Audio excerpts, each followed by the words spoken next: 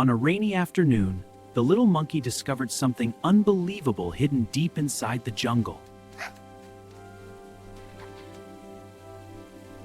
The old truck looked forgotten for years, but the monkey believed it still had magic inside. As the truck opened, a world of colorful surprises appeared right before his eyes.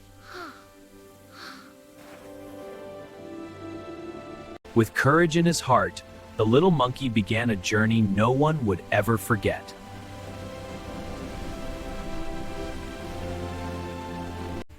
But suddenly, the road ended at a dangerous broken bridge above the rushing river. Using creativity and bravery, the monkey built a magical bridge one toy car at a time.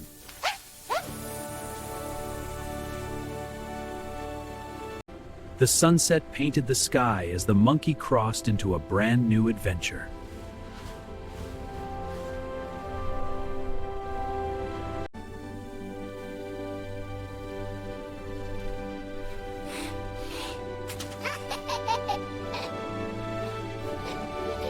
One by one, the monkey fixed every broken toy car and brought smiles back to the city.